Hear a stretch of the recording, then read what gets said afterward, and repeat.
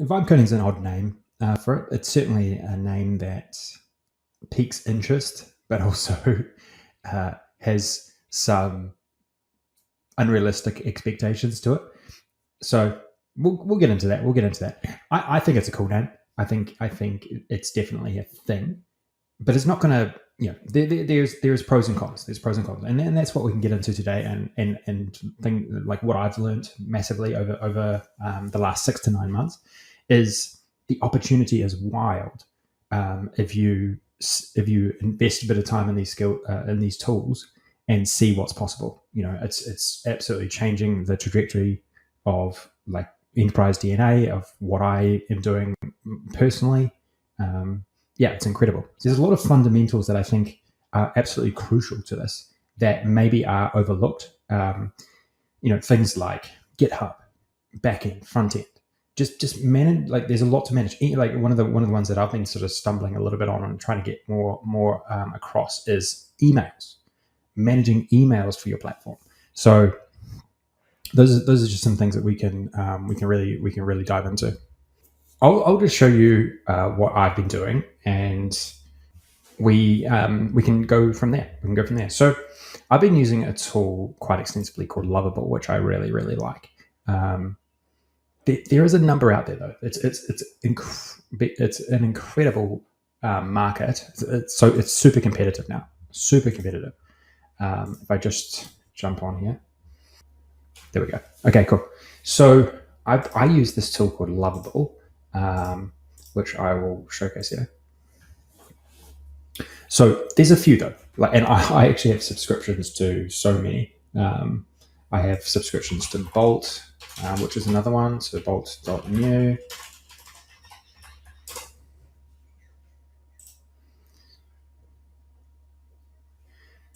See here, Bolt.new.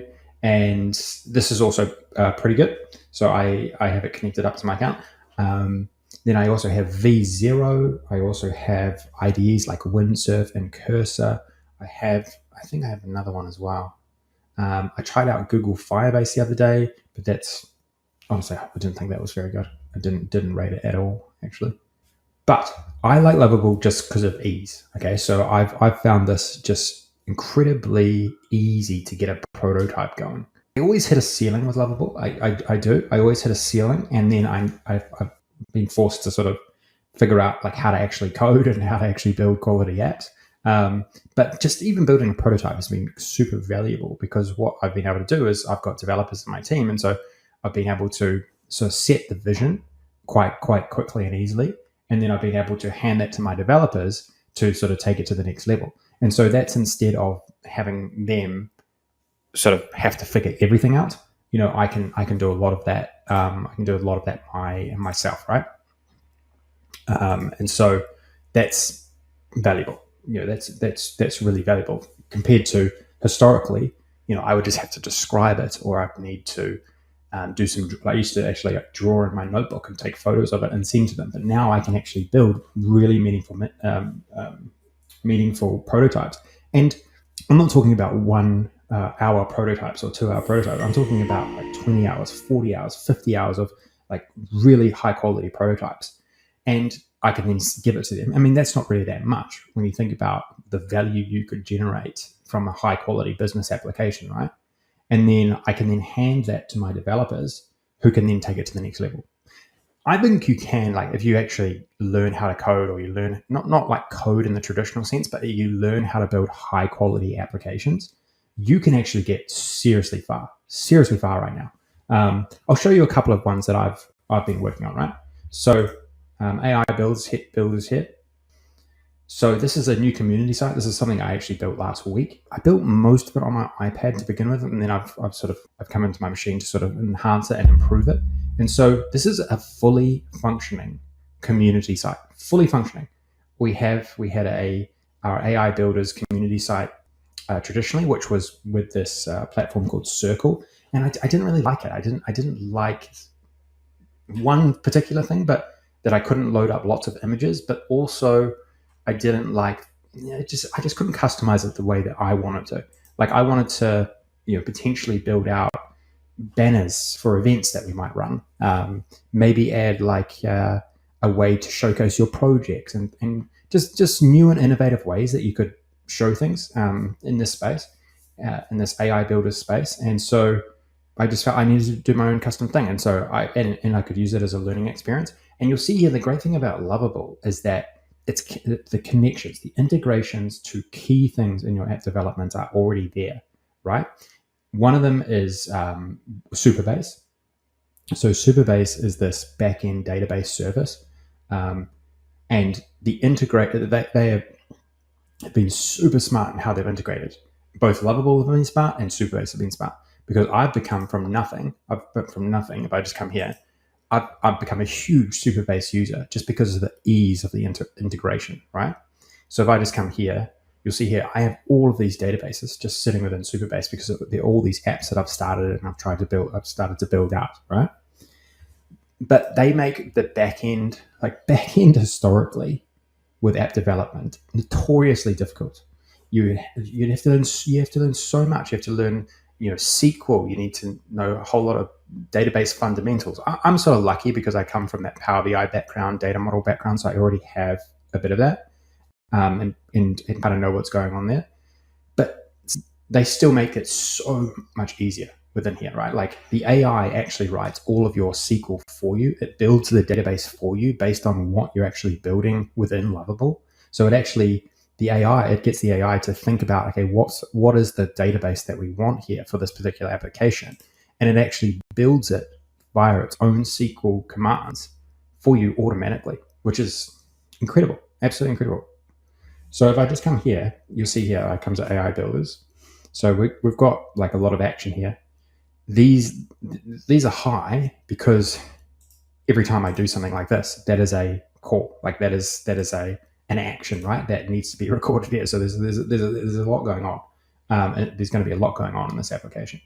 But if we look here, I'll just go to database, right? So this entire database here, right? This entire database was created by the AI, by the Lovable AI, right? And built in a best practice way, and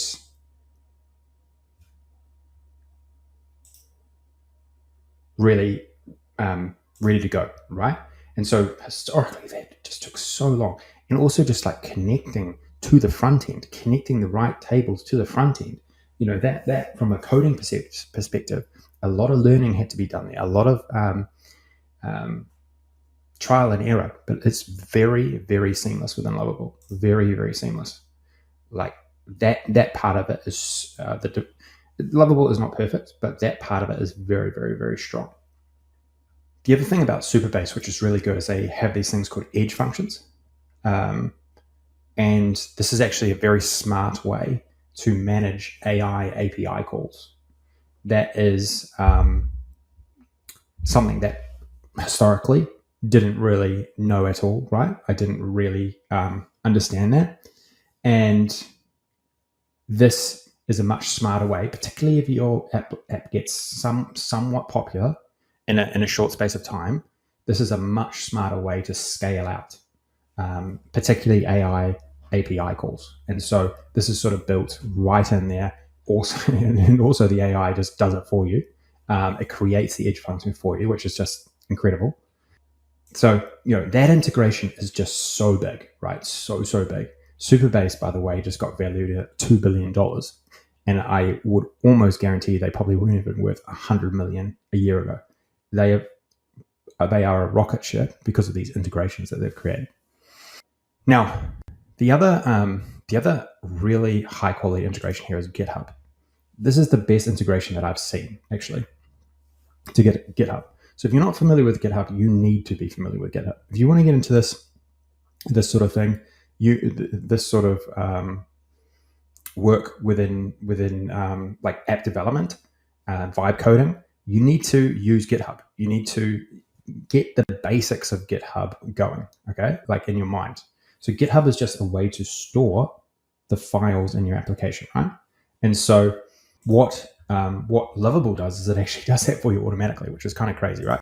Like it sends every time you do an edit, it goes and updates your GitHub repository.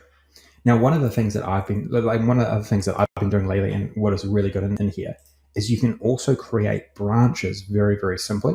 And so what I've done here is you see here, I actually work from a different branch now. So because I'm quite far down in this development, I think I've done maybe, I don't know, maybe 300 edits or something from nothing. And I've pushed it live. I've got it on a live website. I've got some people testing it. I don't want every single time I'm making an edit within Lovable to update the main branch, because the main branch in GitHub is what is rendering on my website through this tool called Netlify, right? So this is called version control. This is what I think a lot of vibe coders are not actually doing, right? They're not actually really thinking through this, because it's all kind of new and there's a lot of moving parts here. So what I've really been doing lately is this more like, I've been very smart about my versioning control, particularly if I have a website that is live. If it's not live, I don't think it really matters. But if it's live and you've got users, you don't want to be pushing to production immediately all the time, right? So, that is another really high quality integration that they have here that is worth having a look into. Okay.